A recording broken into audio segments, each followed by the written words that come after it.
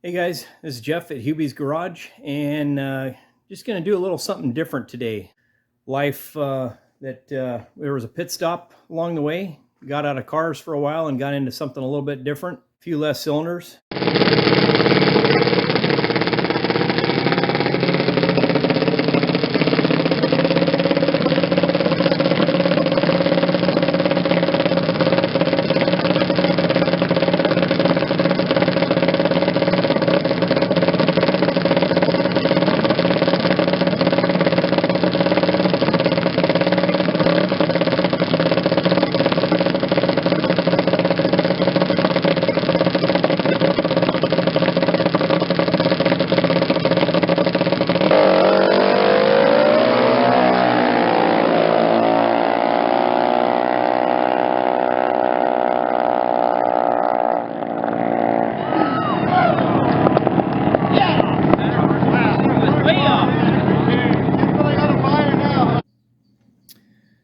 So this is what I'm talking about. This is what we were involved with a few years.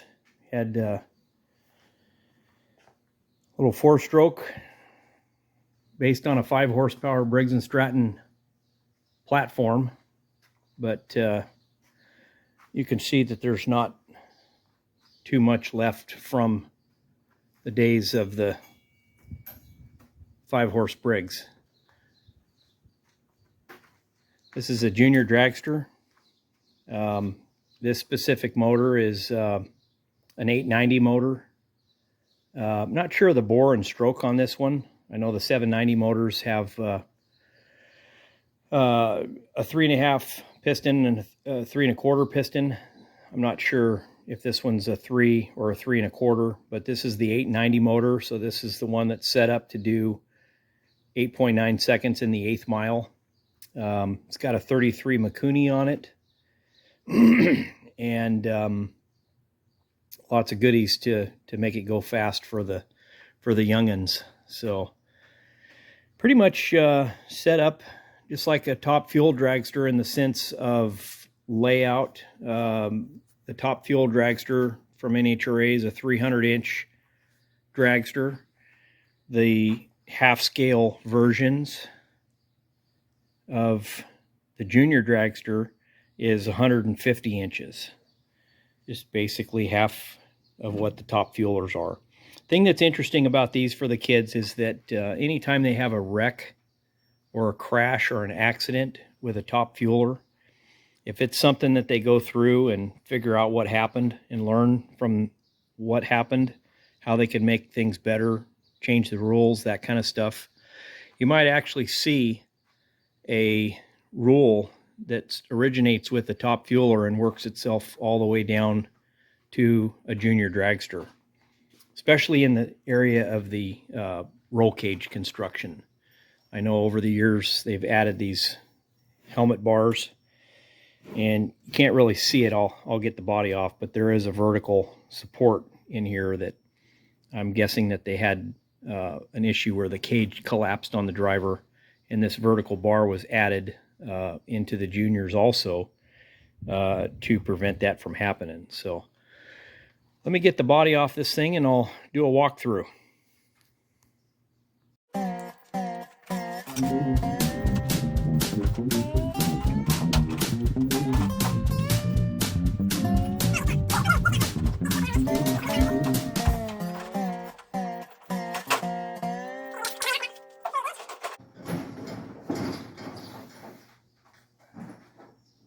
It's usually best to do 2 people.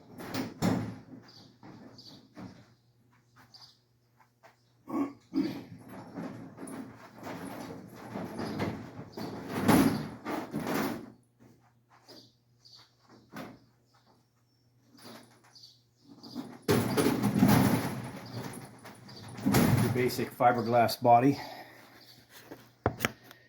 All right, so this is it. Got a little rack and pinion steering. Everything's all billet spindles. And half scale makes their own This specific car is a half scale, made out in New Jersey by a guy named Randy. Great guy.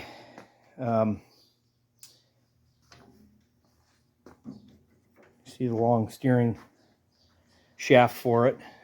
You got the typical gas pedal with a motorcycle throttle cable. And then this one actually has a remote braking system, but it's got the pedal that you can adjust. You can see there's lots of adjustments here. They put a lot of engineering into these cars. So you can even put even a shorter kid in it and start them out young. Right now in the junior dragster ranks, they're starting at age 5 and they'll age out at age 18. So here's the caliper or the reservoir, and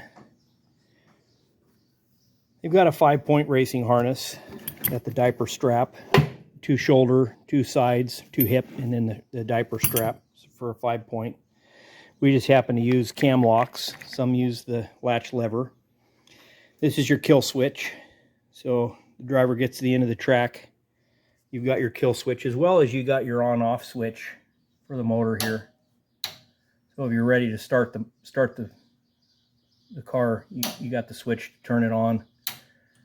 And then when you're done with the run, or if you run into an emergency, you can pull the kill switch, and basically the kill switch just does this. Just grounds out the spark plug. So now again, based on a 5-horse Briggs & Stratton configuration, that was the starting point. Most of these are billet blocks. They get into some higher prices. They're up in the $4,000, maybe even $5,000 range. You've got a 2-stage clutch, a primary and a secondary. Basically, when you have the belt on, there's no belt on it right now.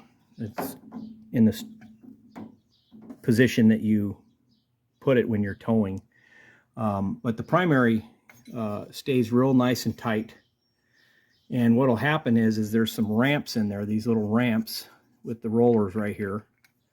And these ramps have 3 angles on those ramps.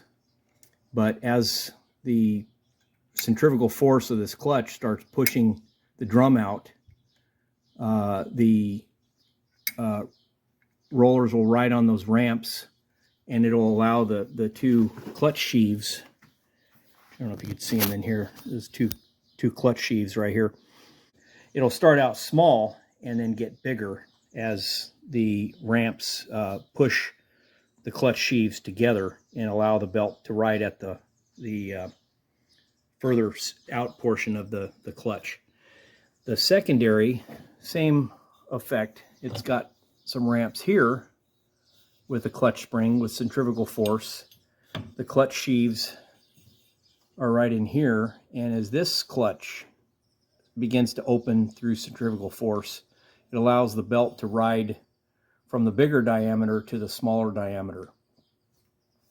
Now the ramps on the front on this primary clutch with the 3 different angles, it's almost like those 3 angles are allowing the clutch to almost shift, in the sense that it changes angle, and you can hear a RPM difference. So the primary clutch, as it starts to develop centrifugal force and go faster, the belt will start from a small diameter and increase to a large diameter towards the outer edge of the sheaves, and the rear will go from a larger diameter to a smaller diameter, which will allow the gearing change to allow the car to pick up speed. And it just does it through belt slippage, and that's what transverses on the secondary, which is on a jack shaft that runs to the chain that runs to the rear sprocket. And back in here we've got the rear sprocket, you can see down in there, and then you've also got the besides an angry dog, you've got the disc brakes down here. So back here they also run on weights, so you can add weight to try to make it run the index, which this car is specifically set up as an 890. We do have another motor, the 790 motor, that's in the back, that's a lot bigger, runs a bigger carburetor, runs a 40 Mikuni instead of the 33. And we've got the factory tachometer, and we basically set these things to a higher RPM so that there's no stumble off the line, and you get them up to around 3,000, 3,200, and that's pretty much what they're leaving the line at. There's also a kill switch here for the crew chief. If you see something's not right, you got a leak, whatever, you can, crew chief, aka dad, sometimes mom, can kill the motor. Here's your fuel pump. Here's your fuel tank. There's your ignition. There's your flywheel with the magnet to provide the spark for the magneto, and the fuel system. So a little bigger than a stock Briggs & Stratton carburetor, I'd say, but we've got some slicks. They're 18 by 8 by 8, 18 wide tread pattern with an 8-inch wheel and 8-inch wide. And we usually run these about in 10 pounds, 8 pounds. You can get them a little bit lower. Got some other wheels here. These are the blacked out ones, but you can really run them low if you want with these bead locks. So lots of options out there, lots of different pipes, lots of different clutch setups. We've got a beam breaker here to avoid a false or avoid red lights. Yeah, that's pretty much it. There is an adjustment on the front, which you can tighten this up and basically preload the chassis. And the ultimate setup is right where the spindles are, or the spindle mounts right here, and where the body goes over that point. You can tighten this bolt to where you get about 3 inches of clearance between the body, I'm sorry, 3/4 of an inch clearance between the A-arm mount and the body. And that's supposedly the hot setup to where the car will hook and launch, and you won't have any issues with traction. So that's pretty much about it. I don't know if anybody's seen one of these up close, but you know, lots of fun for the kids. I can't say anything negative about it. We had put my son in a car when he was 8 years old, and when he went in at 8, he made it to the quarterfinals in Las Vegas. And at that point, we were hooked. We went out and bought a better motor than the little eBay motor that I built. The old Raptor engine. That was a Briggs & Stratton 5-horse, one of their racing division engines. And we went and got a little bit more serious and bought a spec motor that was set up to run 1290, which is what they were running at the time. The kids now run 1190 index, but anyway, he won Division 7 that year, and it was just a blast. I think it's one of the toughest accomplishments in junior drag racing. He got a Wally and got to speak at the Division 7 banquet. Fun times.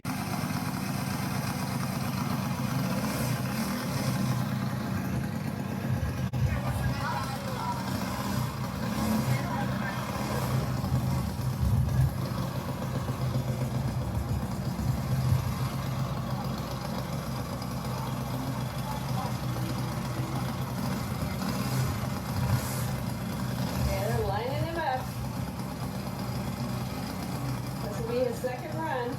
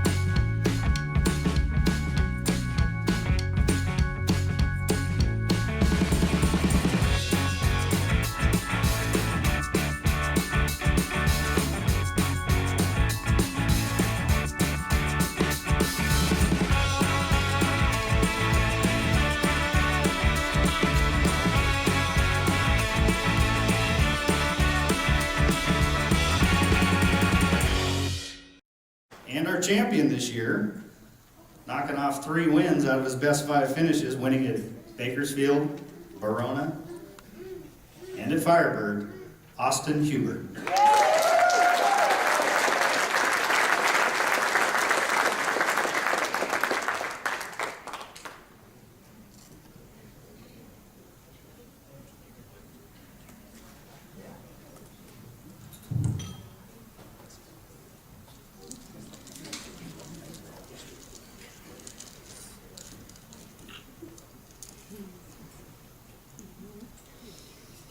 Thank you very much. I appreciate this opportunity to be here tonight. There are a lot of people I want to thank that helped me get here tonight.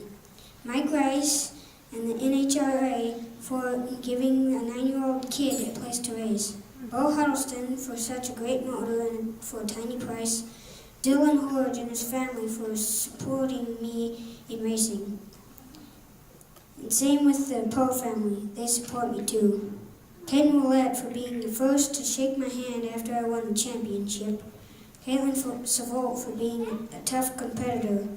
Tori Leo for having good sportsmanship at Verona. And all the other racers for trying their best and for making this racing year fun. And finally, my family for letting me race, especially my dad, my crew sheep.